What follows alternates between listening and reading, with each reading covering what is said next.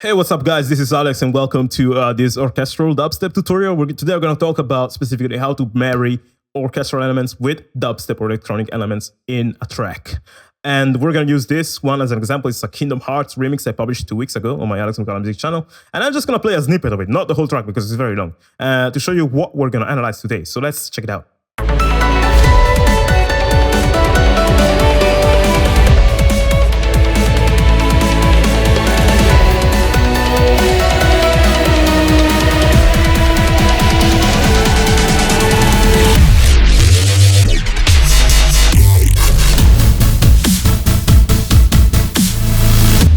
So basically, that, or also the build-up is a good example of like.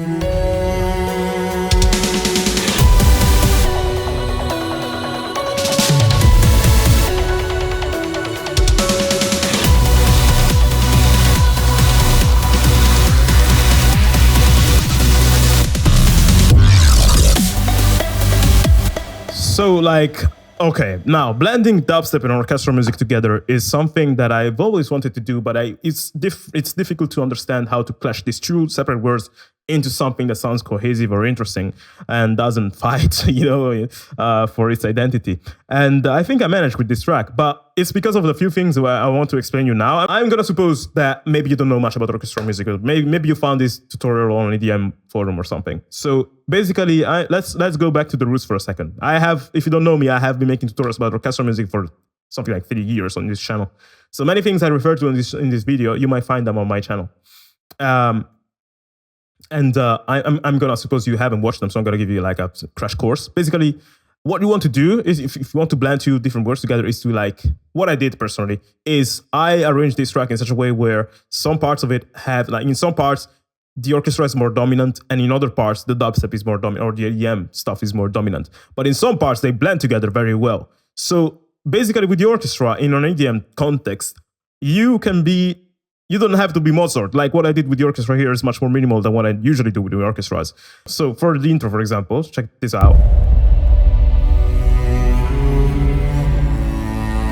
In this intro, the orchestra has the task of carrying the harmony and the melody. Now, I use the strings ensemble, solo strings, to do that. For example, this strings ensemble is from a library called Cinematic Strings 2, and it sounds like this on its own. Now, the reason why this string ensemble sounds like it does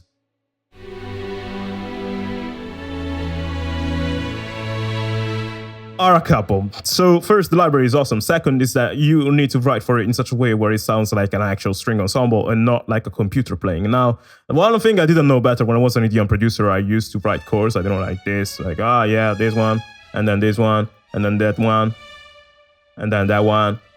And so there's two mistakes I did when I wrote chords. First, I never dare to write a chord that has something like a voice that stays the same. For example, this, like a progression that maybe this note stays the same. I would always try to change notes. So that's bullshit, first. Second, when you write a chord progression, you don't want that chord progression to look like a block like this, but rather you want it to look like a collection of voices. So with that, I mean, for example, with this one, this is one voice, and I removed it. This is another voice, and this is another voice. Like if you take them independently, they almost sound like melodies. But when you put them together, they create this like blend, and pretty much each voice will move independently. So this one stays for like 2 bars, and this one stays for 2 beats, I think. And this one stays for 2, but this one changes, and then so it's like when they have independent movements like that, they really start to sound like an actual string ensemble, because that's usually how you write for a string ensemble. Like a string ensemble is a collection of like 40, 60 or more string players, and it's very unlikely that everyone will play like chords with the same exact rhythm in every single voice. Some voice might carry it through, some voice might. So this sounds very trivial, and like, what the fuck are you talking about? To give me the secret. This is actually the secret, guys. The third secret actually is to have dynamic wheel or mod wheel or dynamic movements. So this thing, and this is stuff that you're going to find in my tutorials about how to write for strings. I'm not going to talk about everything about it, because otherwise this tutorial will be 1 hour long, and people don't like long tutorials on YouTube. Basically, though, what you want is to like link your Kontakt to a MIDI out, and in the MIDI out have a scroll or a knob linked to the mod wheel, and then do some automations so that you can increase or decrease the intensity. of your string part. So other than having independent voice movements, you also want to have these swells and stuff. So it sounds like da, da, da, da, instead of da da da da, because it's like completely all the time at the all-time high. So other than that, now the string ensemble again is a collection of many different string instruments. So when it's like putting a chorus effect on a sound, it gives you that sound bigger, but also more muffled. That's kind of like what an ensemble sounds like usually, especially for strings. While a solo string is this. Much different. It's like crispy, detailed. You hear every single inclination. It's very like raw, but also in your face. But it's also like intimate at the same time. That's like a solo instrument. It's when there's one person playing one instrument very well, and it's not like muffled or blended together with like over 40 people. So the sound is very well defined. And for that reason, when you put a solo instrument on top of that string ensemble, you really feel it. It's also because of volume and stuff and reverb. But using solo instruments is good if you want to so string ensembles are good if you want to build texture. Solo instruments are good if you want to carry melodies very beautifully. So like that's just that's what I did here with the orchestra. Now let me also show you another example of what I did with the orchestra, and you can see that maybe here in the breakdown. Which let me hear it for a second because I don't even remember it. Okay, yeah. So in this build up, you have an arpeggio, you have the drums, whatever, coming in, but basically there's a whole this is the part I showed you in the beginning of this tutorial. There's a whole upheaval of emotion that comes in the. So if I remove the orchestra, for example, this is what the build up sounds like.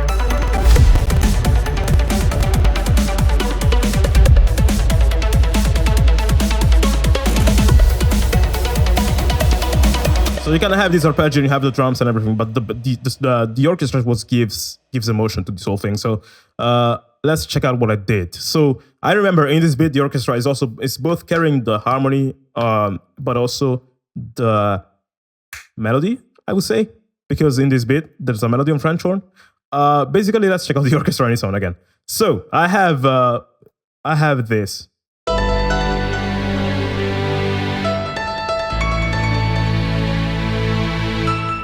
So it's like the piano is playing the melody of the breakdown, which is a melody from a track called Simple and Clean from Kingdom Hearts.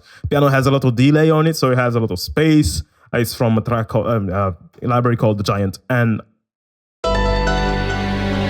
it's playing on two separate octaves, and it's very loud. Now, it has the cool thing that you notice is that there's a color response between the piano and the strings.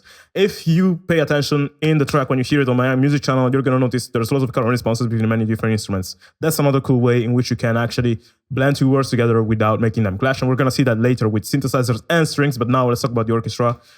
Basically, the piano plays da da da da da, and then when the piano rests, the strings do the.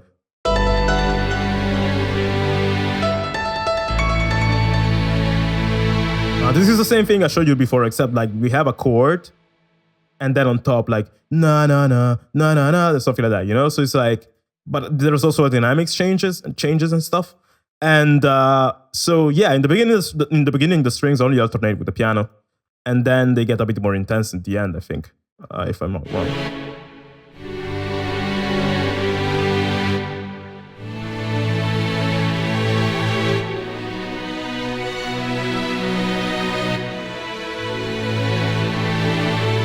And this is actually a very bad way to write the strings. You see, when the dynamics go down, it's no, no.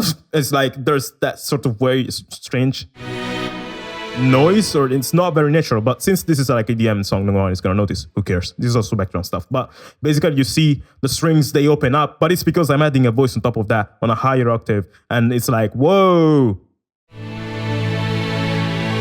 It's you feel instinctively, you feel they're opening up, but basically what's happening is that I'm reaching a higher tone, and I'm adding more higher notes. So that's why it feels like it's opening up. Now, other than that, in this second half of my build-up, basically this is the last part of the build-up, and I really wanted it to open up and feel like it was getting bigger and more emotional. So that's why I went for higher notes. I also added a choir here.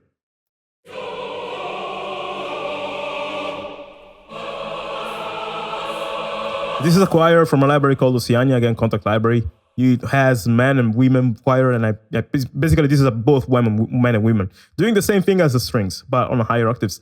And then yeah.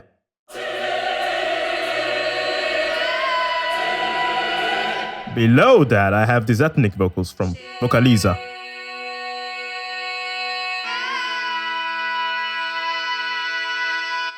They too have this dynamic thing going on. So it's like, you know, on one side we have the strings and the choir, but on the other it's like the wailing vocals from Vocaliza. And then on top of that, now in orchestration, what you want to do to make something stand out is to make sure it's either the instrument that is more defined in terms of sound, which is why I have the, you know, solo string also playing here.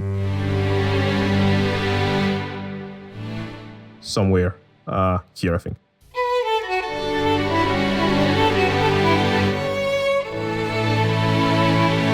Again, we hear this because it's the most defined sound, but also because it's very high in pitch and very close to us in terms of like reverb. And this is a solo violin called Solos of the Sea. Other than that, I wanted to show you the French horn, which in this bit becomes more prominent.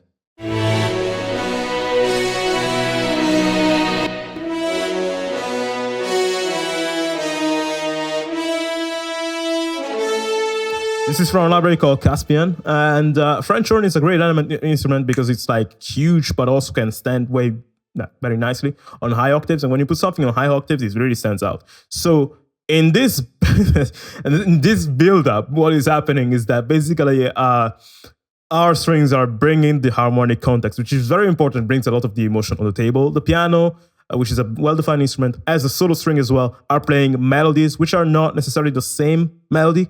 And that's for another tutorial. If you want to check out my how to write great melodies and counter melodies tutorials, you're going to find information about how to write great melodies and counter melodies. And then the French horn in the end. It's like in the first half, you have this melody that carries through.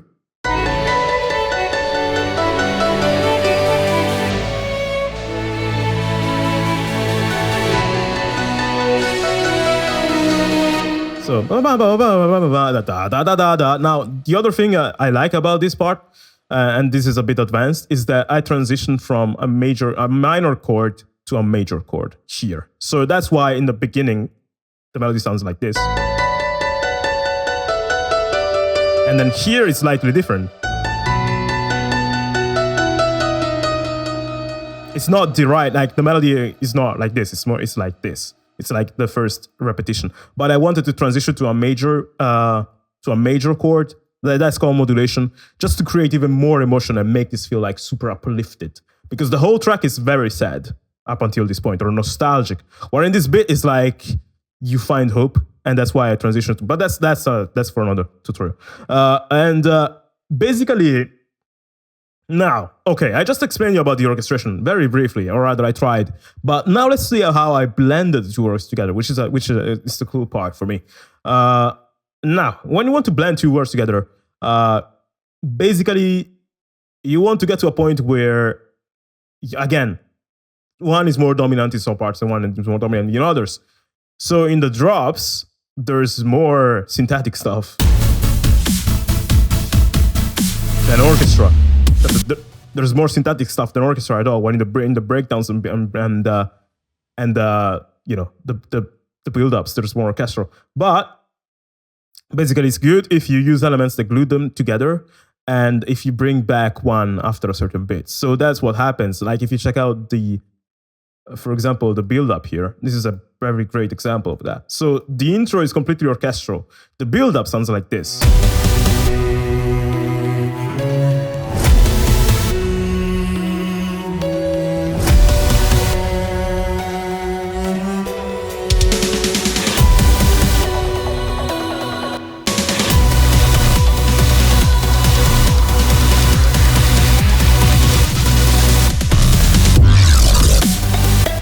So it's like the build-up is actually, it starts orchestral, finishes completely synthetic and with EDM drums and impacts and shit like that. And it's like, this is a whole transition between the two worlds, which is very separate. So when you build a transition, the whole idea is you don't need to write something that sounds amazing, you just need to write something that takes you from one place to another.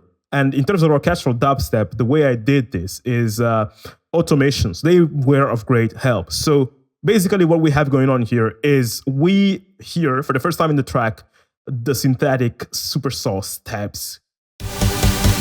These guys. So basically, I'm not gonna talk about sound design, but if you check out the sounds on their own, it's like this.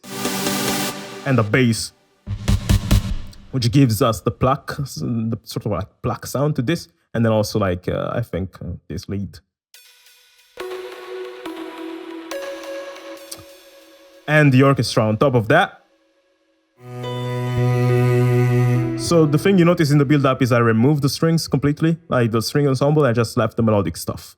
I replaced the string ensemble, like the harmonies, with this vocal below that. So like this.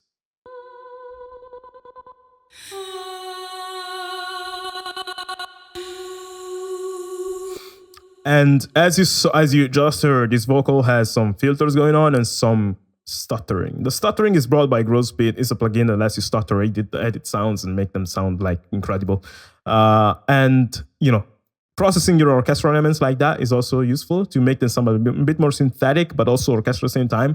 So it's like, if you can get them to a point where they are at the crossroad between the two words, that's amazing. And basically I took this is a vocal, this is from a vocal patch for a library called Jaeger. I wrote this vocal line and I exported it to audio and then I processed it with Growspeed. So it starts like this. And then when it fades away, basically what happens is that I have a synthetic stuff from the saws. So it's like, and then.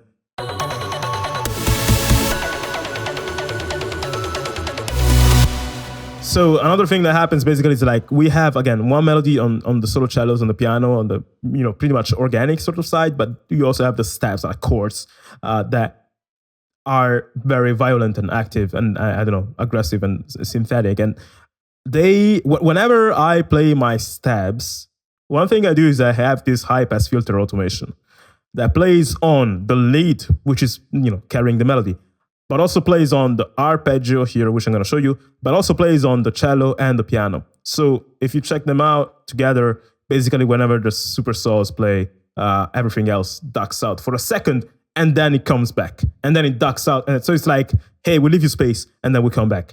And after a certain point of doing that, I go full on with super saws, and everything else gets lost into this high pass filter.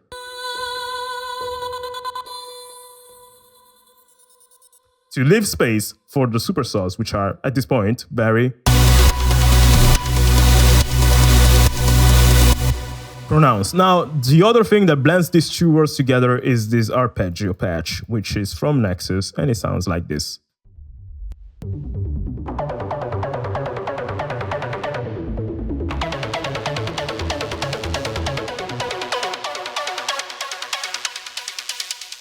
So this is synthetic, but also very melodic. So it's like a blend between the two words, and it kind of links them together.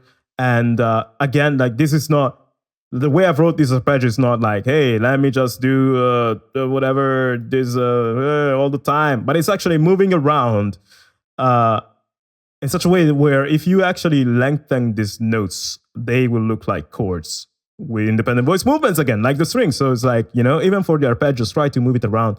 Don't just, you know, do one thing and all the time. And in the first half, it sounds like that. In the second half, it sounds a bit different. It goes higher, as you saw here.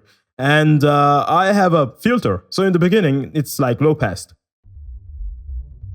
Because in the beginning, the orchestra is still strong, but then as the orchestra fades away, the arpeggio becomes a bit more pronounced.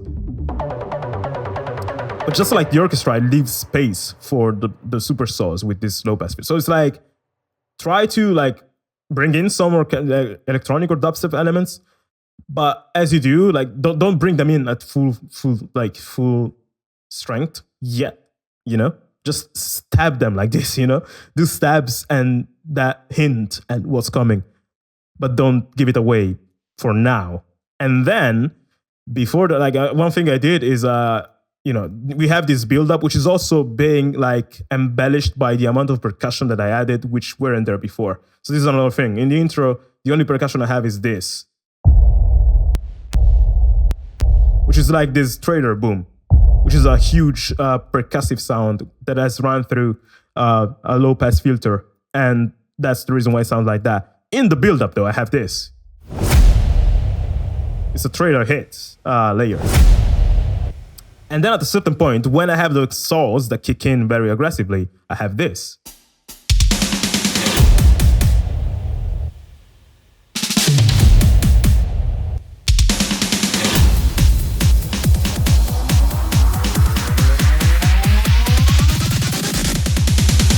So remember before when I told you about how I opened up the build-up by using higher voices, higher tones on the strings on the orchestra? You can also open up a build-up, open up a track when you use sounds that have high frequencies. In this case, these guys. Like the high frequency build-up is crazy. And also the percussion, like overall, they have very high frequencies that we weren't being met before. So that's why when you have a build-up and you do like fast snare rolls, they sound intense because they like you go on a higher frequency like that, and also like you feel the rhythm becoming bigger. So what I have is like this drum loop from Leviathan, Break Octopus Leviathan, this drum fills that I downloaded from Splice, from the AU5 pack and stuff like that, Virtual Riot, whatever, and then this kick pattern that it gets kind of faster as it goes. It starts like this.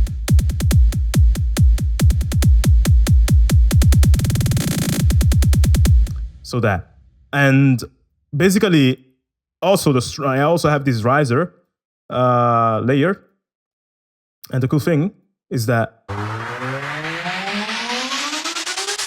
because of this volume automation I did on the riser, it sounds kind of percussive, and it complements the percussion very well. But basically, you would expect probably that this would end straight on the drop. But what I did is I ended all the build up a few seconds before the drop, and before the drop, I did this.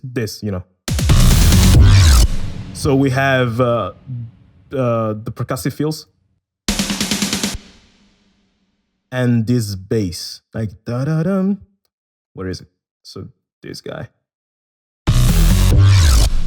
and then the drop kicks in. And I'm not gonna talk about the anatomy of the drop in this tutorial, but if you want, I can make another one. But so yeah, like it's just a way in which I basically took the, started orchestral, did some automation as to duck out the orchestration as the other, like the percussive the synthetic side was coming in. And then in the second half, I added my head loops, my percussive stuff, the risers, the super saws that kept on getting bigger, and the arpeggio that gives movement, because as you hear the saws, doing these sort of repetitive notes, you also hear the arpeggio going higher. You hear the movement behind that. So that's very good. Another thing I did on super saws is, of course, using sidechain. And I used it both in the mixer with the frequency limiter, but also here with volume. So it does because I'm doing this sort of volume automation and EQ automation. If I remove them, it will sound weird. Like.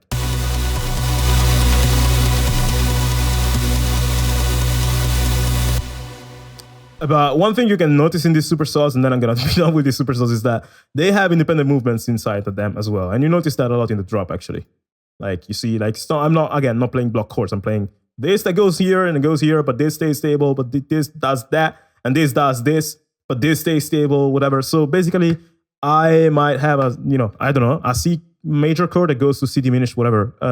And you feel a slight movement in the saws, so like to show you them how they sound on their own, like.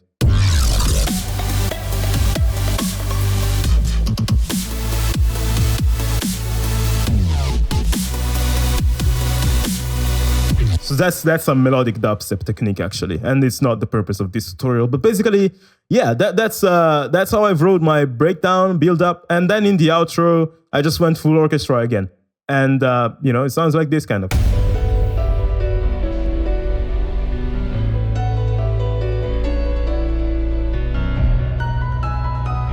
Now, what I like about the outro and the intro in this song is that it sounds very atmospheric. Now, if you remove the piano, for example, where the hell is the piano in this arrangement? So this is the piano.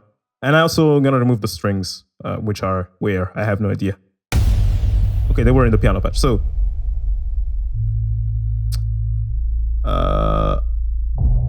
Sorry, no, everything isn't here. So let me mute the piano in the mixer actually, because I want to show you something. So this is what the breakdown sounds like the outro sounds like.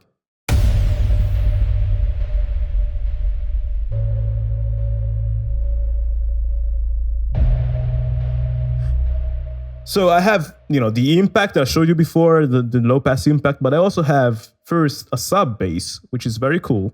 So it's very basic. It's like from 3X oscillator. I think, yeah, it's like a sine wave with a few sine waves on different octaves, and it's like just a G3, G2, A3, A2, whatever. It's a very basic chord. Very basic bass line, but it brings that low end to our strings and piano. And also the coolest sound that I like, it's my favorite sound of all times, literally, is this white noise block, which I made with Massive. Now this sounds huge because it has a lot of delay, lots of reverb, and it's also white noise, so it goes on a higher whatever frequency spectrum. But when you put, it's like very simple, but when you put it together in context of a track, it's just awesome. Like if I remove it, it's empty now. Wow, with it just gives you an insane sense of space. And another thing I did is with this block is that white noise pad block, whatever it is I changed notes. So like A sharp, A4, whatever, I just wanted it to be melodic. So even if you have like atmospheric stuff like bass, whatever, pads, blocks in the distance, it's a good idea to keep them moving. So that's also why I did like this do do do do. I could have done do do, but I did do do. That just creates interesting movement in that. And also in the intro, to bring the atmosphere a bit further, I added some samples of the waves or something. Also because this is Kingdom Hearts, so whatever. And then, yeah, basically that's how I created the atmosphere in the intro and the breakdown. And also, of course, we have the string ensembles. But the cool thing, again, is that the white noise blocks, they play when the melody on the piano rests. So that's how you feel an intro or an outro. Usually the intro and the outro are the toughest part of a track, because you're like, I don't need to give away what is about to come. But if they don't give away the things that are about to come, it will sound boring. And the way in which you can make it sound not boring is to fill the breaks, the pauses of your melodies with other stuff. So that's why in the intro, I did the pluck notes here.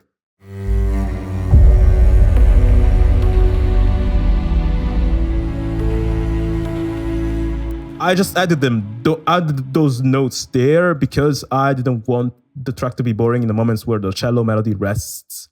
So that's the way in which you can make an intro or an outro sound interesting. And anyway, guys, this is it for this tutorial. Honestly, it was way longer than I thought I should have made it.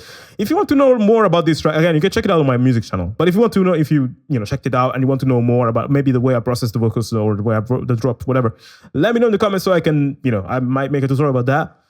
Because again, I just talked about the orchestral side of things here, because otherwise it would take me hours to make this video. And if you have questions, let me know. If you want to learn more, of course, subscribe to this channel where I made for the last 3 years tutorials on a weekly basis about everything orchestral music and writing orchestral music by ear. But as you saw, I also know some things about electronic music. So if you want to learn more about that stuff from me, let me know. Subscribe, share this video with a friend, and that's it. Goodbye.